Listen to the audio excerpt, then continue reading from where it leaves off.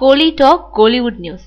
கிடுகிடுன்னு சம்பளத்தை உயர்த்தும் ஹன்சிகா. முன்னாடிலாம் நடிகைகளோட சம்பளம் 5 லட்சம் 10 லட்சம்னு தான் இருந்துச்சு. ஆனா இப்போ அப்படி இல்ல. அறிமுகமாக்கி சில படங்கள் வர அடக்கி வாசிக்கும் நடிகைகள் முன்னணி ஹீரோக்களோட ஜோடி சேர்ந்துட்டா 50 லட்சம் 60 லட்சம்னு கேக்குறாங்க.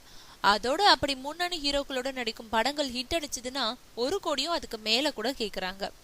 இந்த விஷயத்துல ஹன்சிகாவை எடுத்துக்கிட்டா, சேட்டை படம் வெற்றி அடைஞ்சதுன்னா 1 கோடி சம்பளம் கேட்க நினைச்சிருந்தாங்க. ஆனா அந்த படம் தோத்துட்டதுனால அவங்களால 60 லட்சத்தை தாண்ட முடியல. அதுக்கப்புறம் சிம்புவோட 2 படங்கள்ல கமிட் ஆனவங்க காதல் வலையில விழுந்ததுனால அதுக்கப்புறம் படத்துக்கு படம் சம்பளத்தை ஏற்றுவதை மறந்துட்டு சிம்புவோட காதல் மொழி பேசுறதுலயே நேரத்தை செலவிட்டாங்க. ஆனா இப்போ சிம்புவுடனான காதலை முறிச்சுக்கிட்டதுனால மறுபடியும் கரன்சி பக்கம் கவனத்தை திருப்பி விட்டுருக்காங்க ஹன்சிகா. அந்த வகையில மான் கராத்தே படத்துல நடிக்கிறதுக்கு 1 கோடி கேட்டவங்க அதுக்கப்புறம் கமிட் ஆகி இருக்கும் படங்கள்ல நடிக்க 1.25 கோடி கேட்டு வாங்கியிருக்காங்க.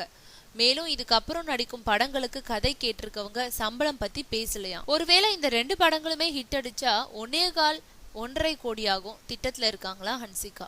அதனால இப்போ யார் கதை சொல்ல போனாலும் கதையை கேக்குறதோட சரி, சம்பளம் என்ன கேக்குறீங்கன்னு கேட்டா மீகாமன் ரோமியோ ஜூலியட் ரிலீஸுக்கு அப்புறம் சொல்றேன்னு சொல்றாங்களா ஹன்சிகா.